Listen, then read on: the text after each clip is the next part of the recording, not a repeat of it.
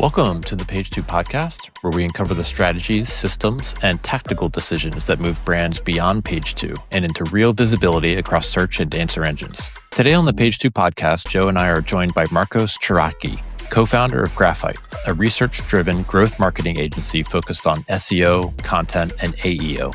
Graphite's point of view is that the real leverage in search doesn't come from chasing every keyword, fixing every minor technical issue, or publishing more content for its own sake. It comes from understanding the topics your audience actually cares about, and then figuring out where your site has the authority, content, and structure to win. The real story in this episode is how the concept of a topic is changing as search moves from Google results pages into AI answer engines.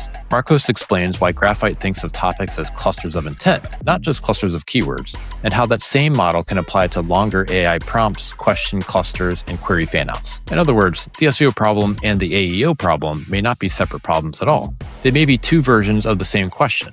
What does the user want? And are you the best answer? We also get into the topical authority, how topic graphs change over time, why smaller sites may need to attack more specific variants of a topic, and how content structure, internal linking, citations, and offsite reputation all fit into the same system. Marcos describes the topic graph as something closer to a living organism, one that shifts as user behavior, product categories, and AI search patterns evolve. What I really liked about this conversation is that Marcos doesn't treat AEO as a brand new discipline that replaces SEO. He makes the case that the fundamentals still matter, but the unit of strategy has changed. It's not just keywords anymore, it's topics, prompts, authority, and the systems that connect them. If you learned something new today, take a second to subscribe to the Page 2 podcast. Leave us a rating or review and let us know what resonated.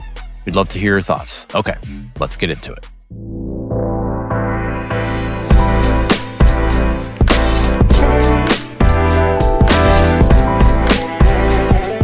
Welcome to a new season of the Page 2 podcast. I'm your host, John Clark, and I'm joined as always by my partner at Moving Traffic Media, Joe DeVita. Hello. And today we're excited to welcome Marcos Ciarrocchi, co-founder of Graphite, to the show. And we're excited to get right into it. There's a lot to discuss today. Too much. We're not going to be able to cover it in an hour. Marcos, I want to ask one quick question because we've learned a lot about you just preparing for this interview. You've lived all over the world. I know you live in Miami now, but you've lived in different places in different countries. And I wonder if there are some things you wish you could take maybe from Italy or Venezuela or even like California to bring to where you are in Miami to make it a little bit better in Miami. Well, that's such a great question. I really like Miami. Miami feels like this very unique place where I kind of found home in like a weird way. I grew up in Venezuela. I lived in Europe for a little bit before moving to California. And then Miami was kind of the place that combines kind of the multicultural side where there's a lot of Latin Americans, but also that we share a lot of the American values and kind of the American way of living that I really kind of appreciate and like. I've been there now since 2020. I would say the one thing is Miami is a very kind of a city that is very sprawl. And I feel like there's a lot of us there that are working, but we're usually working from home. There's been a kind of a big boom in people that moved there after the pandemic. A lot of people that went back, they were from Florida that had worked in New York and Silicon Valley went back to Miami for family reasons. But I feel like we need a stronger community. I think people are here, but we don't really connect in person in Miami. It's very funny because I'll often go to New York and SF and I'll meet people that are from Miami. In those places, like there's much more community and density in other cities. So that's something we need to improve on. Well, let's talk a little bit about Graphite first. So maybe for folks who don't know about the company, maybe we can start there, just sort of an overview of who Graphite is. Is it an agency? Is it sort of like a tool or a platform? Is it both? Sort of how do you describe the company? Yeah, so Graphite is an agency for sure. We like to say that we're a research-driven growth marketing agency. We focus mostly on SEO, content, and now AEO. We work with companies that tend to kind of lean more venture-backed, companies like Webflow, Notion, NA10. But we're definitely an agency. We have a strong research focus. So a lot of our first hires were data scientists. We have an AI team. And so we build a lot of our own tooling and our own kind of internal products.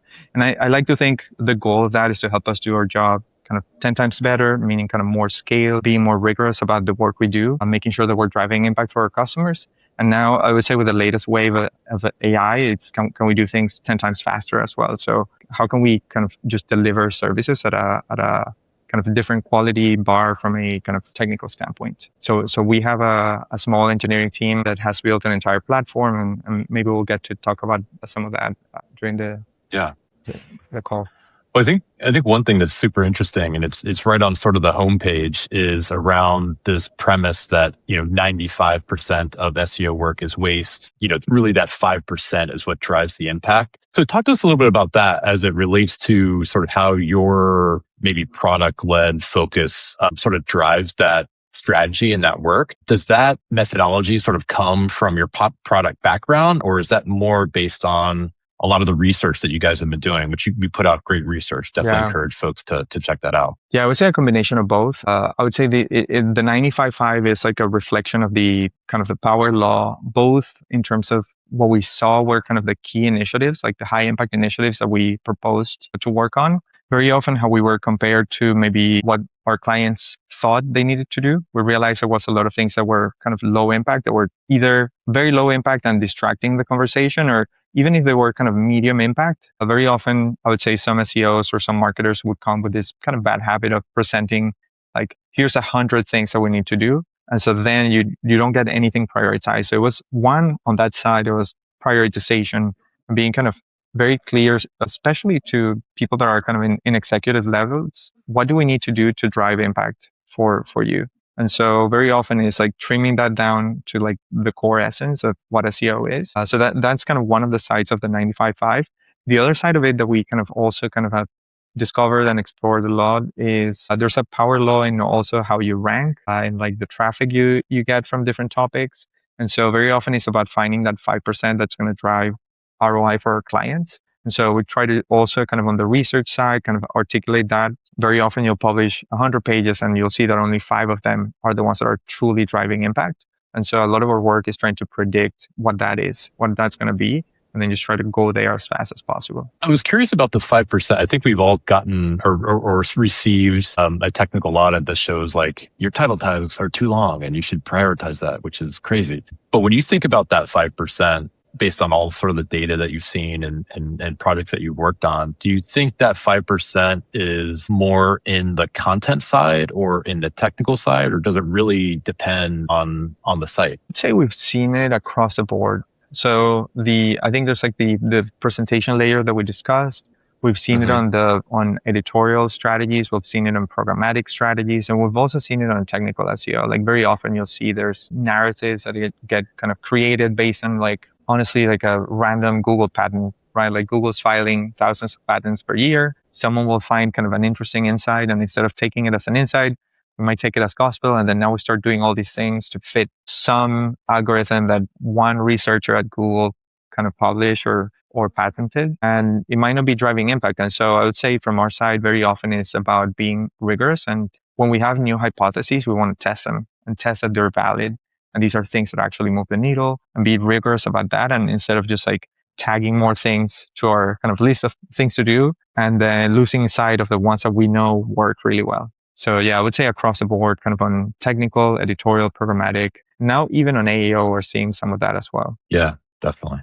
I like the idea of the power law, because there's always going to be waste when you take on a big project, but you won't always know what the most impactful 5% is until you do some research and you understand, here are 100 things we could do. Here are the 5 we need to do first. And maybe that's on the technical side. Maybe it's on the content side, but your firm still has to do all that research first to then prioritize for your client. Say, we're going to do this technical audit. We're only going to do these first 5 things. Then we're going to quickly move to content. And once we see 100 opportunities, we're only going to do the first 5 things. It's a little bit messy to leave those things undone, but that is the way to get a bigger impact quicker. Yeah, 100%. I would say a lot of that is also kind of cultural, right, at the company. And I'm sure you guys relate as an agency. It's about, I think the 95/5 was a way to distill this way of operating. More than the specific 95 and 5%. And the exact number is more, how do we want our team to operate and kind of avoid distractions and kind of be rigorous about what they're doing, and kind of always, as we're doing things, kind of trying to update our priors and like what works, what doesn't work, and do more of the things that are working. Yeah, it's an incredible way to stay focused, right? Because there is a lot of noise around us in this industry in general. And if you really nail down what that 5% is, it sort of prevents some of that distraction, right? Yeah. It's a really smart approach. I wanted to talk a little bit about your platform, which, as I understand it, is built primarily around topics, not necessarily a keyword per se. So I wanted to talk, and dig into this idea around topics, topical authority, entities. We had a great conversation with Everett Sizemore around sort of a, top level around entities, and wanted to get deep here. So in your system or your platform, what does a topic actually mean? Yeah. Amazing question.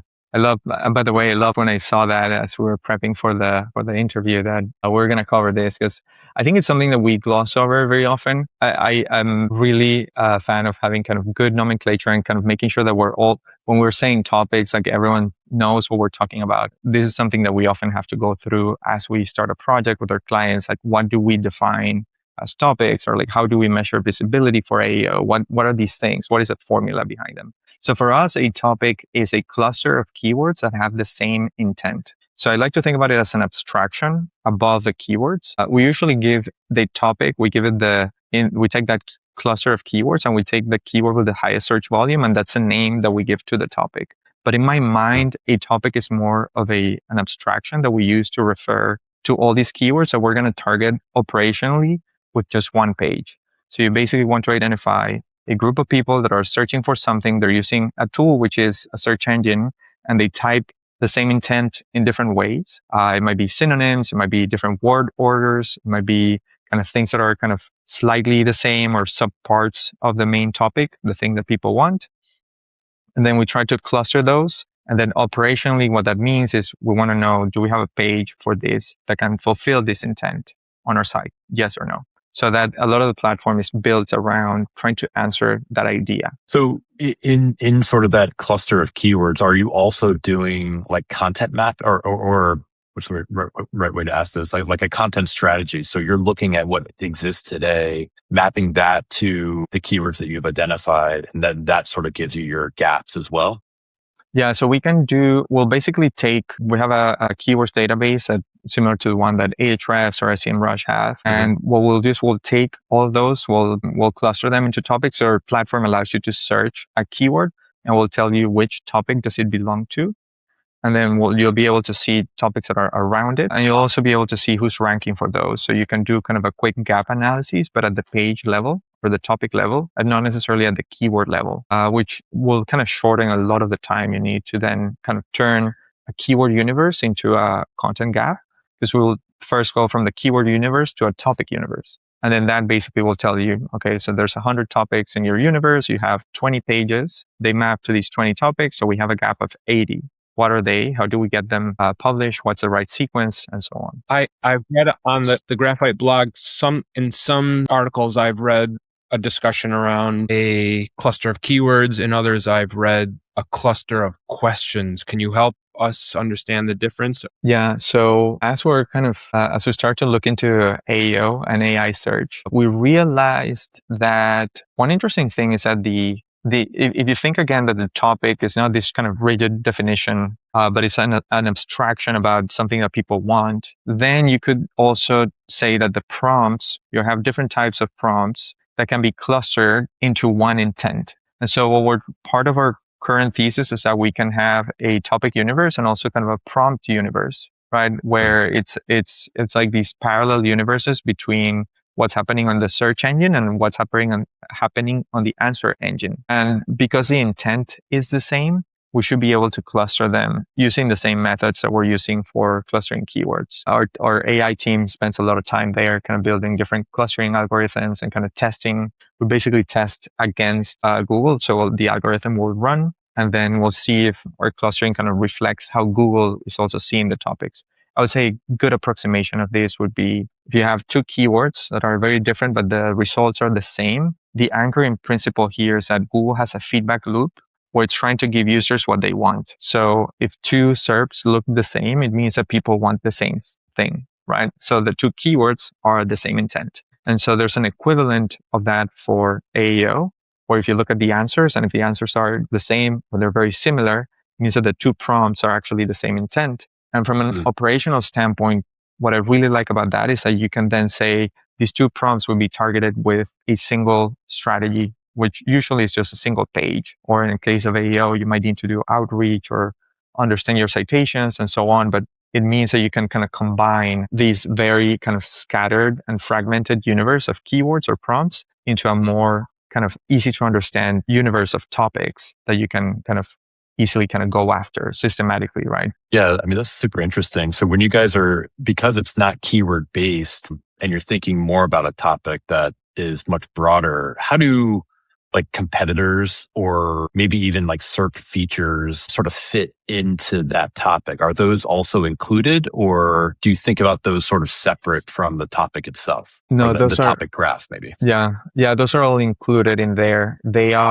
We've iterated a few times around this. I think that right now it's not direct. I think the latest version of our graph, basically, it's all kind of embedding based. So it's indirectly learning what are the SERP features, for example, or who are the competitors that are ranking for something, or the URLs that are ranking for something. We have a few layers. So we have there's like clustering of the URLs, the SERP features, kind of some of the terms that appear in the SERP as well. So all of that kind of factors into combining all of those keywords into a topic. And then we'll also kind of try to, I would say it feels a little bit like we're flying blind on the AEO side. But what we try to do is we try to generate prompts, and we can get into that too. We've been doing a lot of research on how do we actually do prompt tracking properly? Some of that includes kind of coming up with the right structure to generate prompts that are anchored around real data.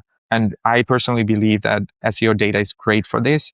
And one of the reasons AEO should be owned by the SEO team is because we understand keywords really well, and the keywords and keyword modifiers and the SERPs tell us a lot about what people are searching. And so we can then turn the keywords into prompts, pulling a lot of the things that we know from SEO, search journeys, keyword modifiers, and subtopics, and so on. So help me clarify one more thing on the topic. You help a client determine what the topic is that makes most sense for them to optimize around. And that topic might have a keyword cluster of 100 or 1,000 keywords, might have a cluster of questions, 100 or 1,000 questions that just roll up to this one topic that's important for this company's business. Yeah. So we can give an example, right? Imagine you have best project management tool with Kanban, right? And so that might be a topic. You might have a different variants. So top project management tool with Kanban, Kanban-based project management tool. Then in the prompt world, it might be a little bit longer. It might be like,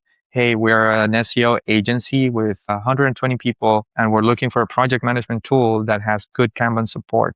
So it's a lot longer, but it's still the same intent, right? It has a few modifiers. It might have maybe what would be a follow-up search, a query refinement, but it's kind of the same thing. So we're trying to get operationally when we kick off a project and when we're presenting a content strategy, what is that thing, or what is a list of things, of topics that your audience is searching for? And then are we even playing here? If we're playing, how do we optimize it? If we're not playing here, we need to get those out. So I think that's also kind of part of the 5%. This is more kind of at the strategy level, but very often just answering that question can be the way to kick off a project in the best way possible. How do you think about query fan out as it relates to that?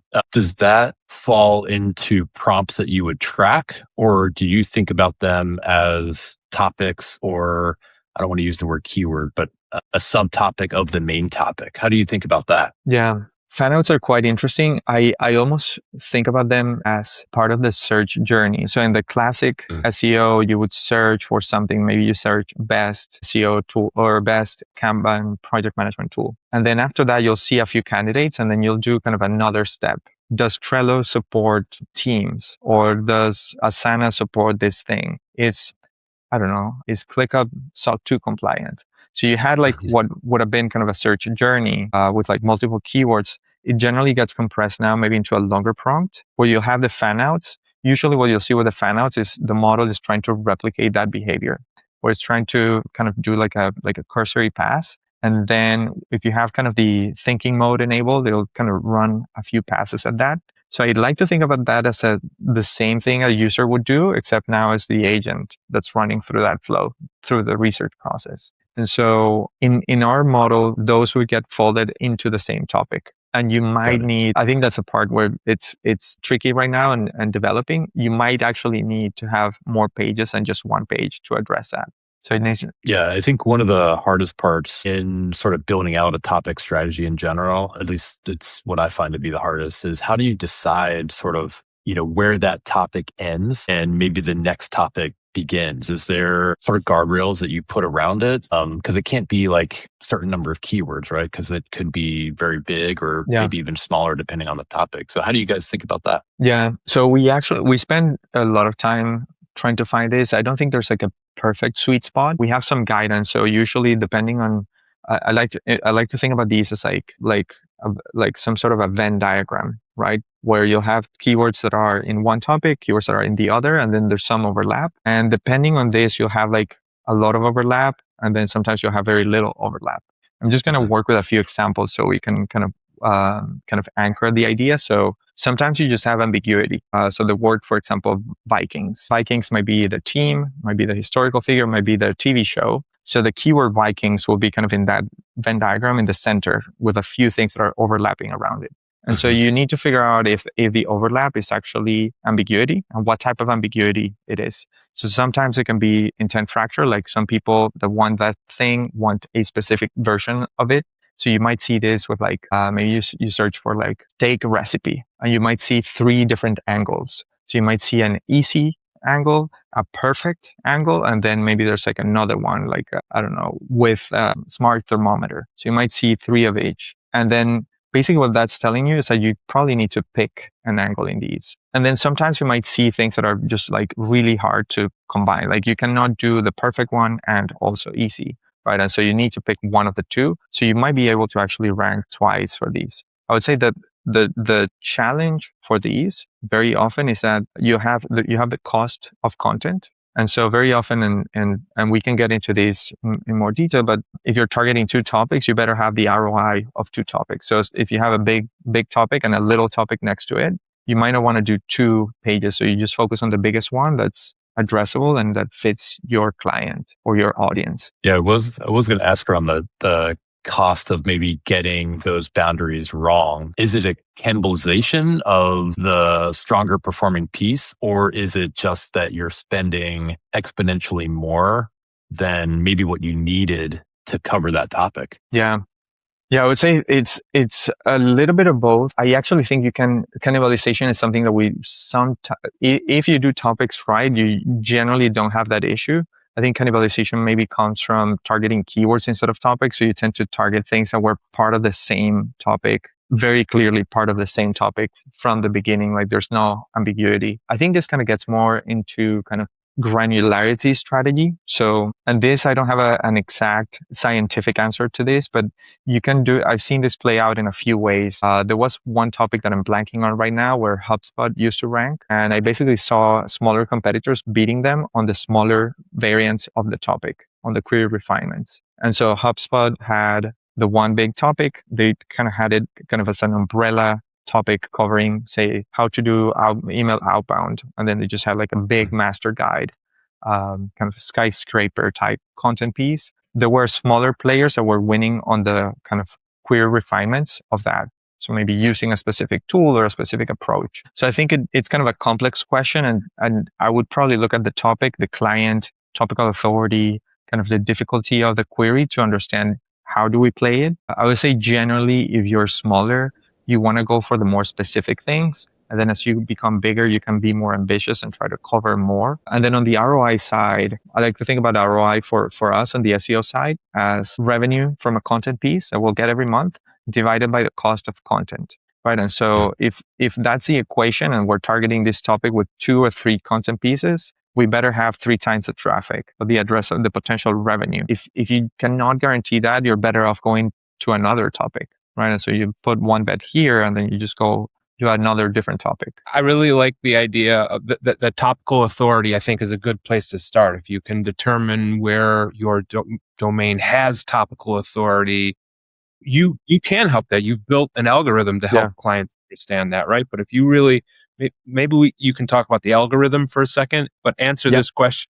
once you've identified the topical authority of a domain, are the logical next steps the topics most closely related to the topic you have authority for? Yeah.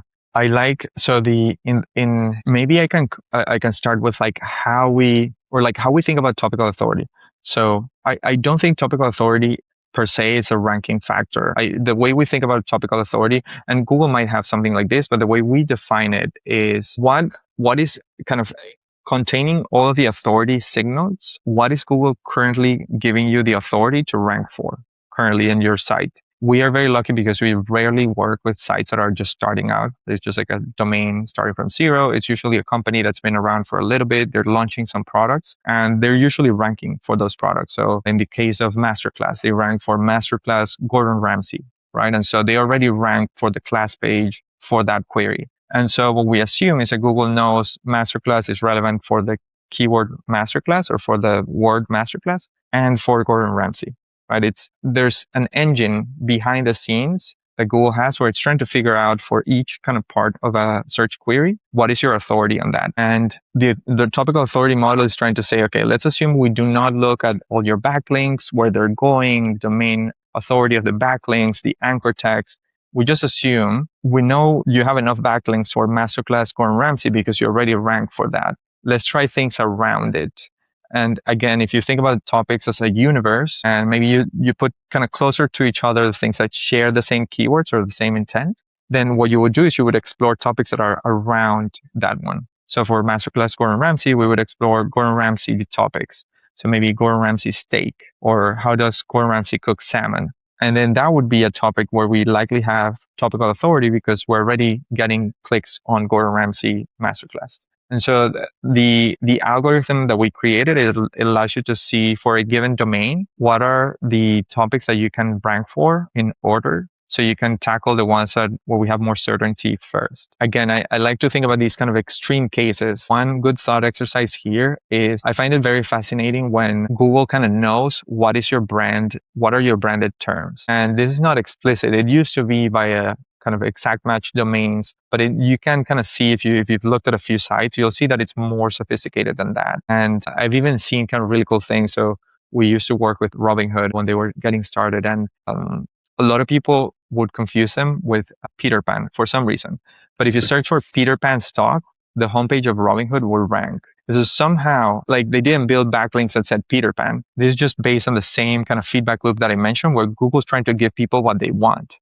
And so if they search Peter Pan stock and they click on Robinhood, it means that Robinhood has authority for that thing. And so we can kind of then extend that to other things, right? Like usually what you'll do is you'll launch a product. So you might have a name. So for example, Graphite now launched our AEO services. So people will start searching for Graphite AEO. So now we have topical authority for AEO because our landing page ranks for that. And so we can do how to create the best AEO strategy.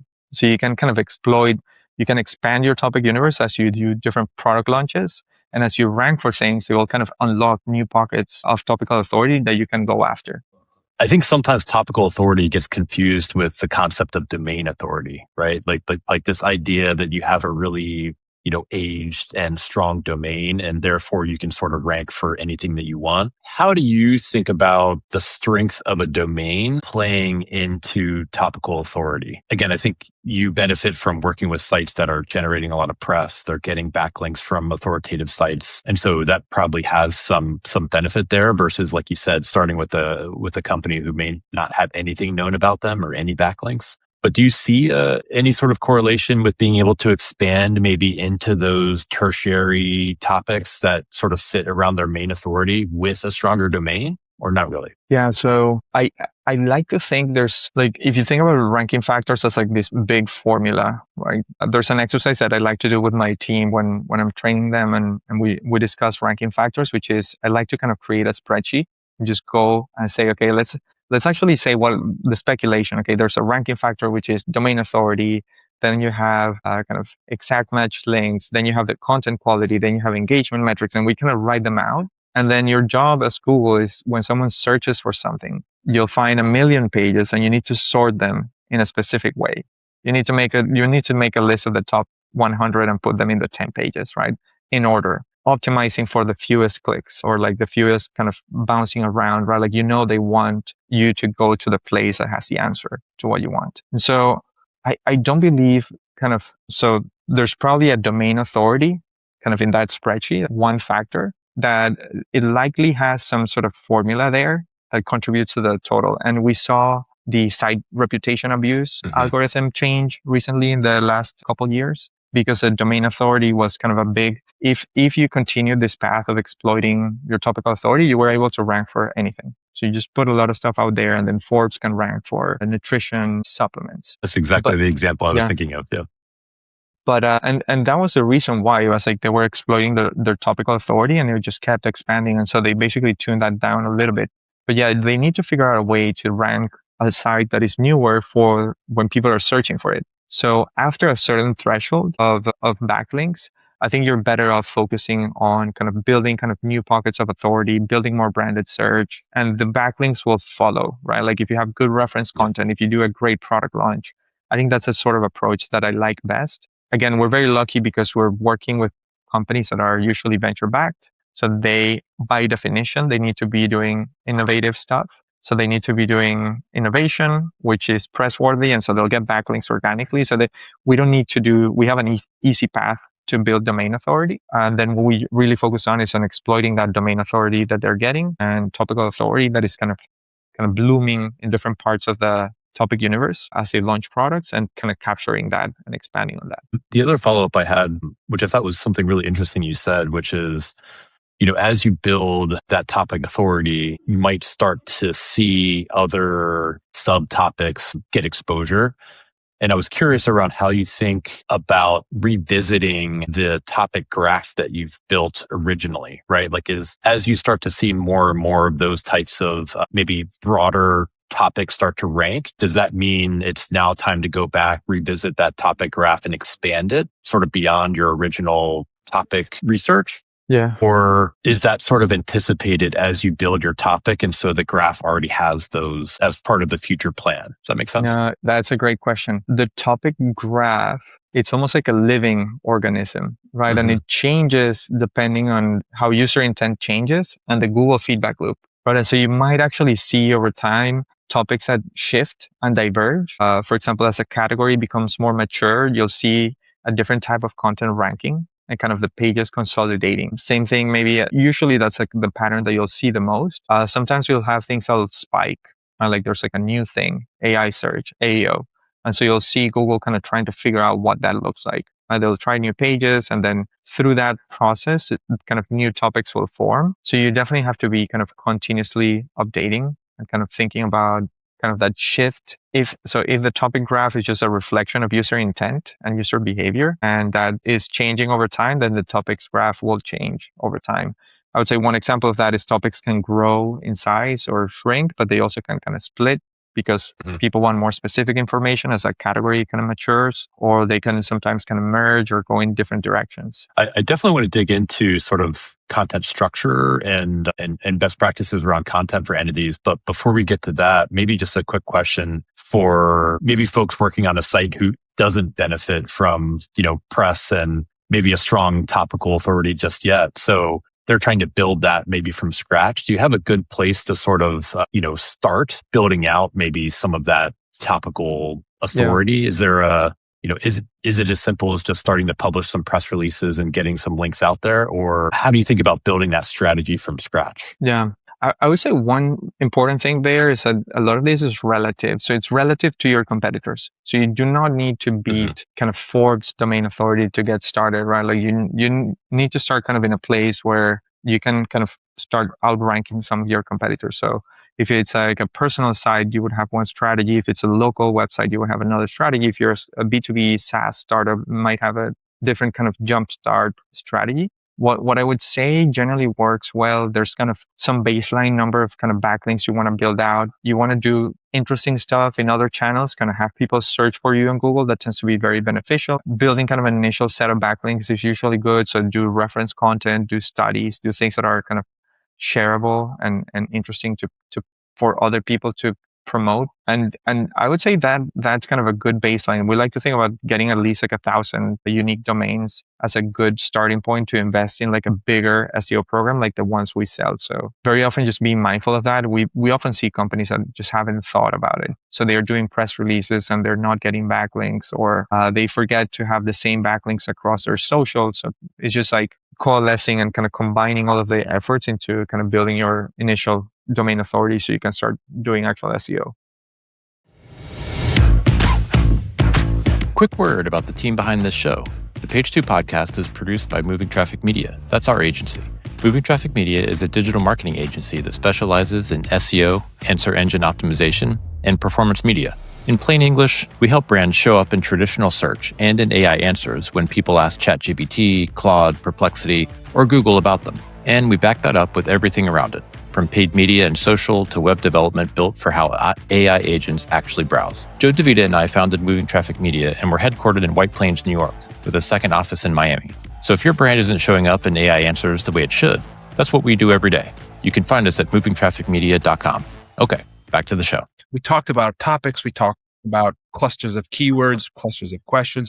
We haven't really talked about entities yet. And I wonder if we could just pause there to talk about like the difference between a topic and an entity. Can you help us understand the difference? Yeah. So in our work, we do not do a lot with entities in the traditional definition of entities, kind of in the computer science definition of entities. I again, thinking about this table or like this problem that Google has where they basically index all these pages and they need to find pages that are relevant to different things. My understanding of how they use entities is through something like the knowledge graph or similar things, where you have specific entities that are defined and there's a special table for these things. You can think about it as like Wikipedia, right? Like if something is on Wikipedia, that's probably an entity. So you sometimes have, usually it's like people, places, there's like companies, there's some concepts, but you rarely see kind of entities as like fussier definitions. It's usually kind of very specific things. I would say they come up sometimes in very specific scenarios. They come up sometimes in branded search. They can come up sometimes in structured data.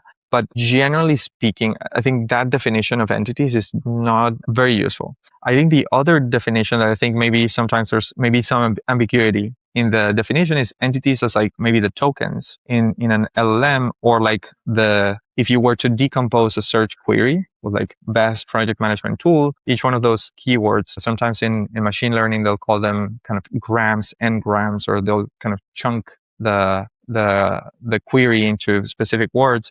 Each one of those, I do believe, kind of build up into the topical authority and the topics model. So for example, in the masterclass Gordon Ramsay model, I don't think Google is necessarily defining your topical authority for Gordon Ramsay as an entity or masterclass as a company, but instead it's like the 3 separate keywords on their own. I don't like to call it keyword because it's like maybe a keyword is a part of a search query, but like 3 separate words. And you'll often kind of see this. The reason my intuition tells me is this way is because you'll often see Google ranking you for things that you don't deserve to rank for. And when you actually look at those, it's usually coming from you gaining topical authority for a part of a search query because you're winning something, right? Maybe, for example, masterclass Gordon Ramsay, Google might think you have authority for the word Gordon, but it'll rank you for something else, some other Gordon, not just Gordon Ramsay. So I don't think they have like a strict definition of entities per computer science, like Gordon Ramsay as an entity and masterclass as an entity, and then decompose into specific entities. I think it's more like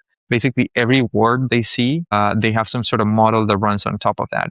And so there's going to be something called salients, which are words that are more unique. So if you have how to, it's just really hard to gain authority for how to because there's so much volume that includes that you won't see that. But generally, I think that's my mental model on how kind of entities in that definition work. I put this mental model together where I optimize around a topic when I own the content, like my website. My strategy is built around an entity that I really care about. I'm sorry, not an entity, but a topic. So the topic is something that I try to optimize the content that I own. But then with answer engine optimization, there's this whole ecosystem of domains like Wikipedia you mentioned, where you try to optimize for an entity and you try to make that connection with your topic stronger. So, I mean, there's more than two, but there's two big pieces of the optimization: what you can do with the content you own, and then how you can try to influence the content of someone else's, or like that earned media, we would call it, owned versus earned. Yeah, 100%. In LLMs, my mental model for how these things work is based on tokens. And so the tokens are how in the training process of the large language model, they want to decompose all the text that is training on into these tokens. So they are generally very close to words, but they're not necessarily words. They're kind of the most optimal.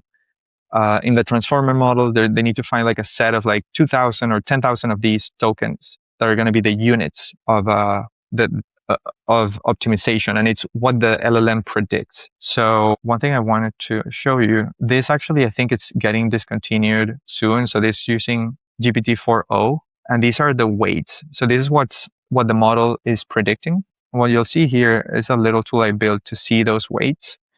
You'll see here in the hover, my prompt was this one, right? The best project management tool is, and then the percentages you see in there are the probabilities that this response starts with those tokens. Actually, you'll see that they look like words, but the last two are incomplete. So it's like, is the term, so they're not necessarily like full words. And then in here, you'll see them kind of decompose into tokens. So for example, here, Trello can be split into 2 tokens. So I think it's all about these tokens in the LLMs world.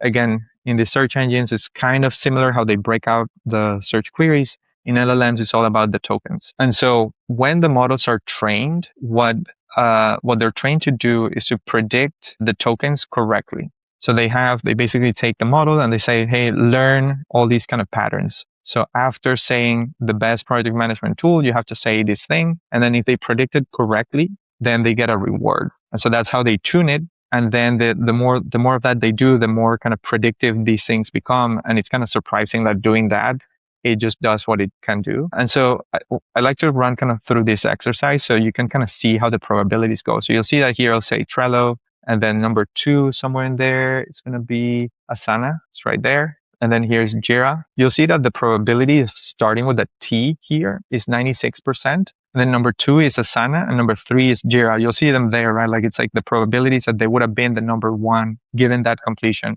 And you can run this many times. And because it's probabilistic, it'll take kind of different paths as it's going through this. But the paths will be following these probabilities. So if sometimes it picks Asana, it'll kind of shift to that path. And then maybe number 2 will be Trello instead of Asana, and then number 3 will be something else. You can play with this and kind of add different kind of context. And so what's happening here, and Joe, I think this is what you were trying to get to, is like, okay, what is going on with the LLM and search? So you basically have all these things that are influencing the completions. So usually it'll be instructions that you're giving the model. It's like, hey, do this thing in this specific way. So I want to reply with a single tool. And then maybe you have user preferences, or like your persona has some memory or something where it's adding something to the prompt saying, hey, I want this specific version of what I'm asking. And then there's this other thing that's called RAG, which is retrieval augmented generation, which is what connects this to a search engine. And in RAG, what it's doing is running the fan out query. It's taking all those results, and then literally it's just prepending a lot of that to the prompt. So it's saying, given all this context, how should you complete these things? And you'll see that as you do these different things. So for example, if I just add these 2 instructions, you'll see that the answer is not super long anymore. It's just like very specific, and it goes very narrow to Trello. And it doesn't do a long response because I said respond with a single tool. If you run it again, you'll see the same thing because the probability here is 99% to start with the letter T. And so it's just always going to say this. If I remove Kanban, let me try this. I really dislike Kanban boards. Let's see what shows up here. You'll see now it's Asana with 51% because you said, hey, I dislike Kanban. And so it learned that disliking Kanban means no Trello. It's kind of learned in the offline model. But then if you add RAG, I think what's interesting here is that Wikipedia might be saying something about you or your brand. And it might be saying, hey, Trello is the best tool for teams that like Kanban.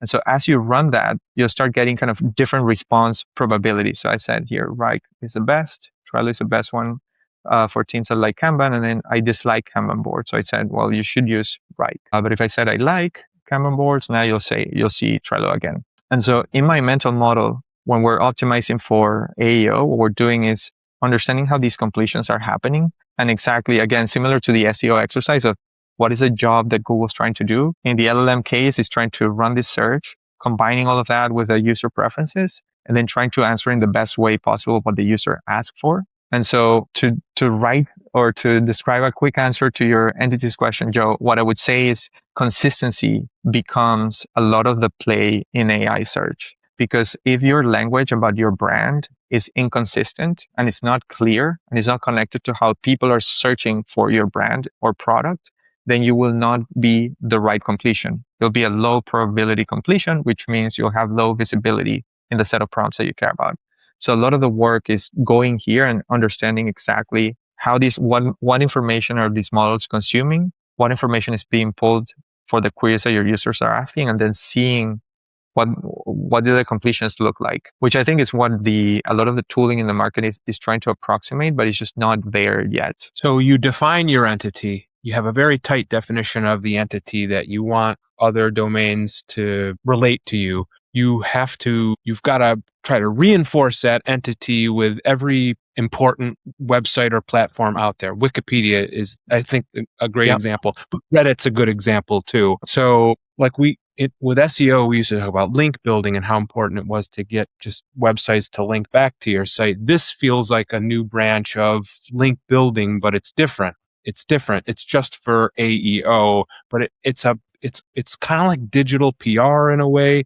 It's tough to describe, but it seems like a whole new class of tactics for optimization. Yeah, you're 100% right. My mental model is that this combines digital PR, some reputation management, but not reactive, instead proactive reputation management. It's similar to understanding your audiences, but instead of just thinking about PR when you're thinking about the humans reading this, you also need to think about how the machines are being trained on this data that you're putting out. So something as simple as how you describe your company on LinkedIn and G2 and like all these directory sites will be how the models learn to describe your company. So the key features, so one common issue I see, for example, is if you use very heavy marketing language. And so you say Trello is a next generation platform for teams that are looking to improve their productivity. You never say Kanban, and people are searching for Kanban. I want a tool for Kanban and project management. You mention next generation. No one is looking for next generation. So it's very similar to SEO in that sense. It's like, what are people searching for? And how do I position my company, my product to be that thing? And so it's kind of it's really exciting because it kind of blends all these disciplines, but in like a new way of remixing them and optimizing for the outcomes that we want. I had kind of a tactical question based on your example. How do you think about, so there's the training set that influences the output depending on the query or I guess the prompt, but there's also the RAG response that sort of uses live search results. When you're doing auditing, how are you thinking about influencing the future learning model versus influencing something that's RAG generated, right? So in other words, which probably has a correlation to how you rank today, right?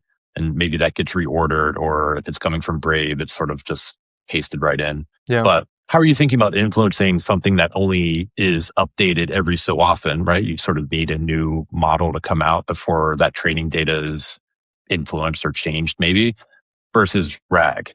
It's probably a really complex question, but yeah, that's a great question. I would say there's this concept of grounding rate for different queries. And so it means how often is a model resorting to RAG to answer that type of question that you want to appear on. So if your grounding rates are high, it means that the model is usually doing queries and query fanouts to find fresh information. That usually happens for things that require accurate information. If you ask what's the capital of the US, it will not run a query. It will just respond from memory. And that happens when I was showing you the probabilities. If the probabilities are very high, that it knows what the answer to something is, it will not run a search. And then it's tuned to run a search if it thinks it doesn't have kind of a clear path to answer. And so ideally, you're playing in a category where the model is running grounding all the time. Because if you're not, it's going to be, if you actually look at the first few versions of GPT-3 and so on, it would bias to like very old sites because they are winning in the volume of training data in the model. I would say as opposed to SEO, they're training in the entire web. So the entire web might include like 1,000 PR mentions for your competitor that doesn't exist anymore, and they might still be there training on that.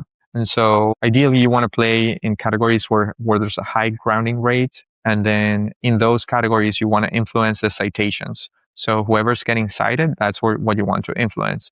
And so you have two plays in there. You have kind of the owned AEO optimization path. So you can build your own on your own website and follow the same process of ranking there, everything that we talked about, topics and so on. You can also do this offsite.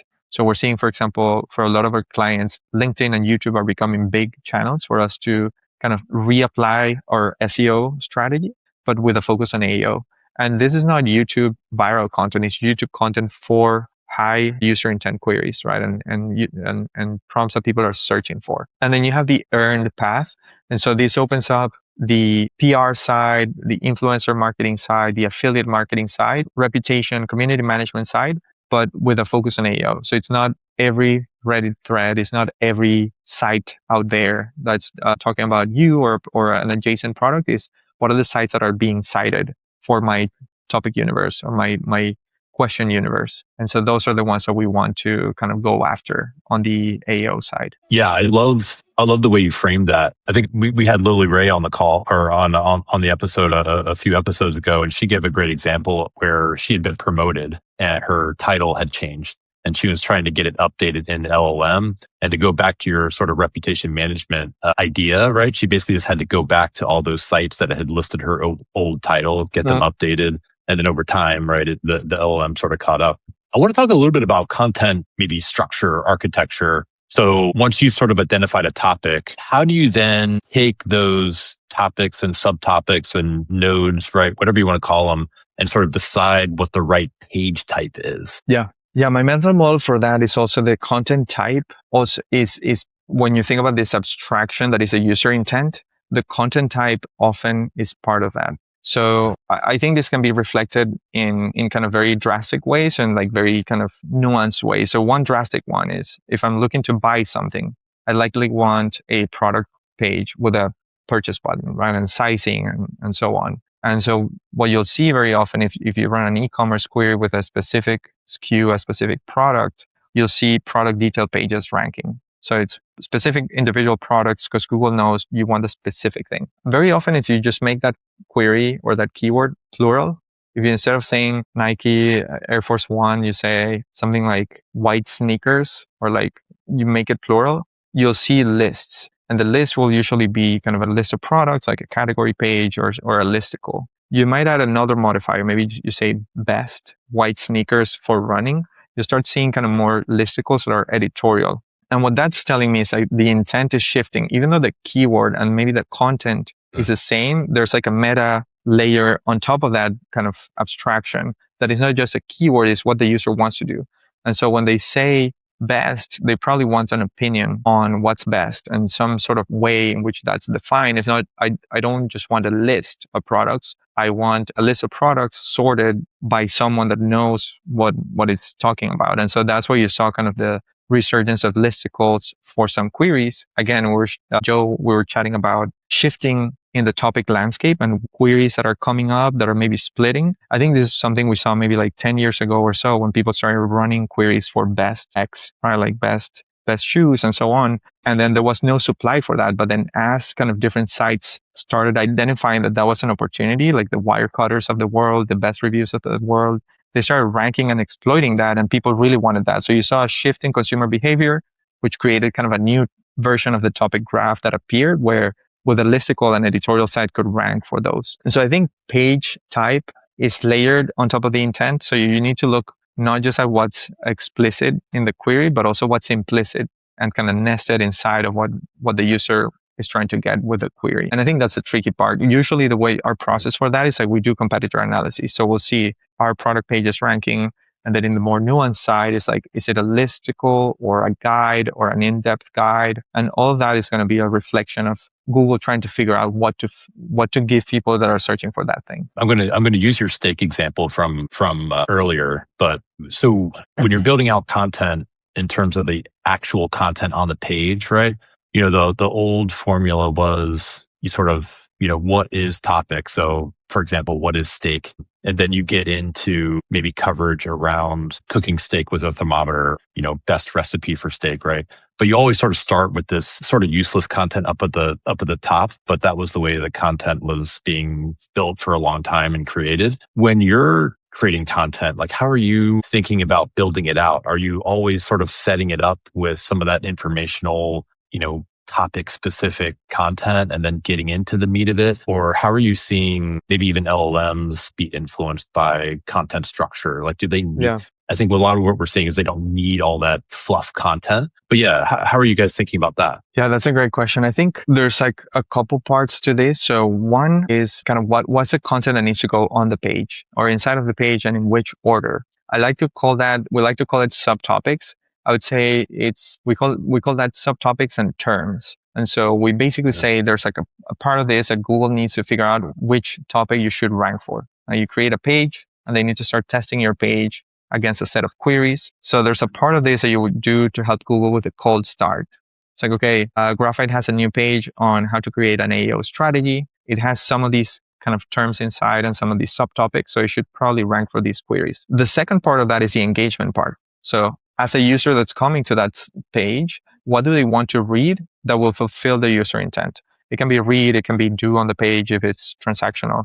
But like, what does the page need to have and in which order to fulfill the user intent? And we often do that through competitive analysis. There's a part of our platform will do kind of this optimization. It's very similar, kind of inspired by what Bernard did with ClearScope and kind of some of the other writing assistants in the market. The idea is that you look at competitors and you kind of figure out what are the commonalities. And so we'll try to surface that at the top for our content team to kind of craft the right brief for a given topic. Ideally, what you're trying to hit is some combination of fulfilling intent plus a little bit, I would say, in the last couple of years with kind of very fast convergence of content and everyone doing kind of the same process. You want to layer on some information gain on some unique perspective to win in the category. That's also ideal if you can do something that's differentiated that only you can do or your client can do. The other part of this, the LLM side, again, if you're thinking about there's two, not users, but like two functions that the page needs to accomplish. So one is for the search engine, the other one's for the user. And in SEO, I think the tricky thing is that we often need to figure out how to navigate both, right? So a page with no content will not rank, even though it might have the best UX. And I would say for LLMs, it's very similar. So we were talking about the chunking before. And my mental model for that is when companies were doing RAG, companies, answer engines were doing RAG, the first few versions of this, we had limited context windows. So they were doing something called chunking. So they were taking like a part of the page and putting that, not the whole page, because they couldn't put like 10 pages. They're usually running like 3 to 5 fan-out queries. So you have like 50 pages times 1,000 words, it would be 50,000 words, it would be too expensive. So you say, instead of doing that, I'll just take the best paragraph or the best 100 words from each one of those articles. The way they fetch that is based on how semantically close they are to the user prompt. And so what they would do is they would just bring a few of these into the context, like I was showing you in the demo. And so that's one of the reasons we believe that things like FAQs or like headings that are very detailed, that connect, that are almost like prompts, do really well for LLMs, because the LLM is trying to find a part of the page that explicitly answers that thing, and you're making that very explicit. This is not very different from what Google did with people also ask and feature snippets, right? It's the same process. It's like, for this query, what is the best chunk in the page? And then your process is to figure out how to create that for the LLM, not for the user. And so there's a bit of a tension there. But if you want to optimize, you can optimize for, you should try to optimize for both. So for the user, like it needs to be readable, it needs to be kind of great content, but at the same time, you want the right set of kind of subtopics, we like to call them. So it's like, I like to think about user intent as like something that's manifesting as a user kind of navigates your site. So you have a hint from the query, right? Like, I want the best running shoes. But then maybe the next thing you want to know is like the color. So you might see a bunch of colors in there, or like, are they good for long or short distance running? Or how long do they last? Or like, do the soles have something special? So those things you want to kind of surface to the user as they're navigating the site. And so they might not be explicit in the query, but they happen through their navigation. And so that's also how you want to think about structuring your content, and also the order of those things, right? Like the more important ones should go at the top or be more prominent. If it's an e-commerce site, right? Like sizing and color should be prominent. You don't want to hide those under a drop down. And maybe shipping is also important, but can be a little bit less prominent, so you can hide it. I was just going to ask about the order. We've been seeing some success by moving key things up to the top as well. I wanted to talk quickly about internal linking. I think you've mentioned that is part of that 5% that tends to really matter. How are you thinking about building out maybe the link graph as part of your topic graphs? Yeah, I think internal linking is one of those that it's very counterintuitive. You often, we tend to focus a lot on external links, but not enough on internal links. This is one of those where I would say we started doing it many years ago, maybe even before Graphite. Ethan and I were kind of working on this quite a bit, mostly from this idea of speeding up indexation, right, for large sites. And we kind of noticed this thing where a lot of the internal linking architectures that we were seeing were heavily skewed, and they were creating a link graph that was very skewed. So if you have a blog, you might do the popular articles. And so if you have 5 popular articles and they're linked from everywhere, they're going to be popular forever. So none of the other articles get any links. Or you might do the latest articles. And then that one was also very skewed to your library. You only show the last 5.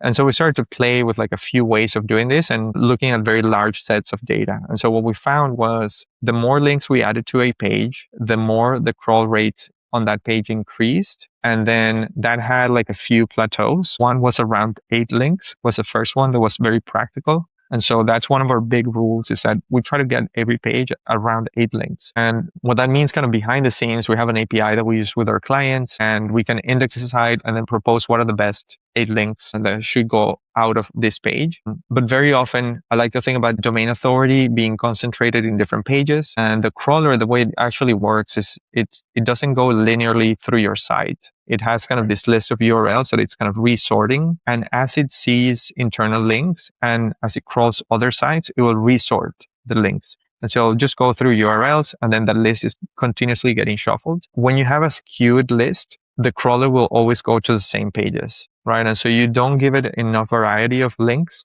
so they can give other content on your site that you're also producing because you want it to rank, and you're not even giving it the opportunity to rank. And so it's a way to redistribute your domain authority to all the pages on your site. Ideally, if you have good hygiene on your site and all the pages on your site are pages you want to rank, this will boost your traffic. So it's kind of a great quick win. That kind of always works really well. It's really sort of the self-fulfilling prophecy based on how your internal linking structure is, right? The more pages you link to, like you said, they'll sort of always be your top performing blog posts. So if you diversify that a little bit, you give everything a little bit more of a chance. I was curious about the comment around 8 links per page. Does that include navigational links, like menu items and things like that? Or is it really sort of in content, anchor text links? I would say we did not, we looked at in content or supplementary content. We did not look at nav and footer when we run the analyses. Okay. I think for a practical reason, I think we stopped at 15 or 20 links and inbound links pointing to pages. And the pattern was quite clear. We started to see kind of that plateau. I would say after that number, it becomes hard to add. So for every page to receive 8 links, you need on average every page to send at least 8 links. So if your number was 50, it just becomes really hard to have 50 links on all your pages and just manage that. And so that was kind of a very easy practical number. I would say this only matters in sites that are at least a few thousand pages, right? Medium sized. If they're smaller and you have enough authority, you won't usually need this. What in your research and your eyes makes content actually citation worthy for an AI answer engine? I think we've talked about, strong topic coverage, internal linking, order of content, right? But is there anything else that you would sort of build in there that really, makes something citation worthy? Yeah, that's a good question. My mental model for that, it's a combination of, so the RAG portion will fetch a set of URLs. So you get your classic SEO there. So it's running a query, getting 10 URLs. And then the citation portion is trying to fit something that it's saying, a claim that it's making into, or finding what is the best source for this claim that I made. And so there's a couple things. So one is like being close to the claims that the model is making. So you can just inspect the answer and see the model is trying to say the best tool for Kanban is X. So if you just write that out in your content, the best tool for Kanban is this. The other important thing there, if you play with the probabilities that I was showing you, there's actually a few sites that have leaked the system prompt. And there are biases in the system prompt. One of the biases is saying cite only reputable sites or cite things that are backed by data. And so you can just read the system prompt and see and understand how the model will be biased.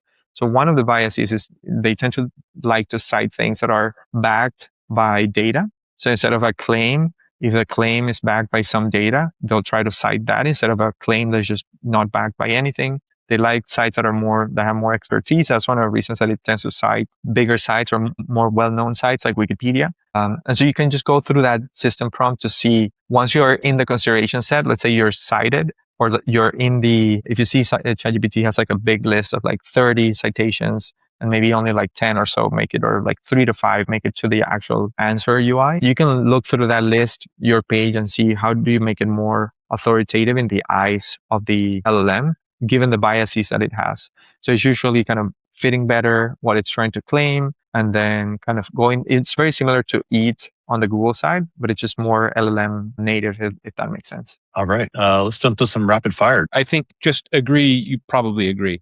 The foundational work you do for SEO also benefits with AEO. Yeah. Is there something maybe dangerous that you wouldn't do with SEO because it could negatively impact AEO? I don't have anything off the top of my head. I would say there's sometimes kind of slippery slopes that we don't like. And one of those is AI content.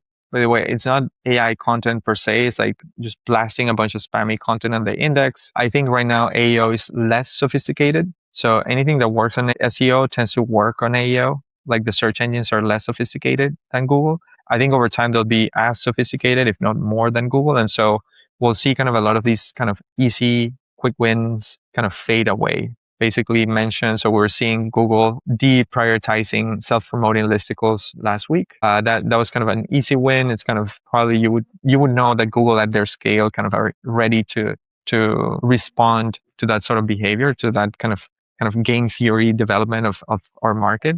So I would say generally the way of approaching this is how do we align ourselves and our clients better with the long-term interest of those platforms. And so we don't want to spam them because they're not interested in getting spam and sending their users to spammy sites. And so the practices, we're chatting about ROI earlier. Part of the ROI is how much this page will drive traffic over time and revenue over time. If it's half the time or a tenth of the time because it's a spammy page, well, it better drive a ton of traffic or revenue, because otherwise it's not worth building or spending all the time analyzing the intent and like doing all this work so that we get deprioritized or you get penalized. And so, sorry, that wasn't too rapid fire, but it was a bad question on my part. I should have saved it for earlier. Yeah. For your own research, what do you prefer, ChatGPT or Perplexity? I would say I'm big on Claude right now. Okay. Yeah. I should have included that one. Yeah, Claude that's our favorite and as well. Codex now, it's getting also a fair share of my usage. AEO, GEO, or LLMO, is there an acronym that you think survives or maybe is best applicable of what we're doing on the LLM side of things? Yeah, my preference is AEO, but this is purely personal. I think that's the one that Graphite tried to put out as well. Our chief AI officer really likes the concept of answer engines. I do not like GEO mostly because of ambiguity with geo and geolocation, and LLMO is going to be hard for me to pronounce. So I pass on that. Quickly going back to the ROI thing, is there an overrated AI metric that you're trying to wean clients off of? Yeah, I actually think generally, I don't think there's one overrated metric per se, but I've seen a lot of shallow understanding of how the metrics are defined. And so as a new industry, we need to be very clear on what these things mean. I've seen a lot of people talking about mentions, and it's something very different to be mentioned in the answer and being mentioned in the citation. And something very different to have, for example, visibility and share of voice might be defined very differently across different SaaS tools. And we're trying to compare them kind of apples to apples. So more than a specific metric, I would say what's very important is to understand what are we talking about when we're saying these metrics. We're very early, but I think nothing has jumped out as like too overrated or not useful so far. Have you found arepas better in Caracas or Miami? Oh, it's a hard question. I think I think the US, one of the reasons I really like kind of the American kind of values, there's some obsession about doing things in the best way possible. And I think there's some really good Venezuelan food in Miami, potentially competing with the best Venezuelan food in Venezuela. And it has to do with many factors. I think the Venezuelans that moved to Miami are also very absorb a lot of the obsession about making things really well. And so I have, I think actually in Miami, you find really amazing, incredible Venezuelan food. Where's the best place to go for an arepa in Miami? I really like Doggies. Okay. They got arepa llanera, which is with steak and cheese. That's maybe my favorite. Oh my God, that sounds amazing. I was just going to say, the next time we're in Miami, we might hit you up for some recommendations. Yeah, definitely. For sure. Well, I think that was a great place to end. Marcus, this has been, I can't imagine a better episode to kick off a season. This has been super informational. And thank you for being so transparent.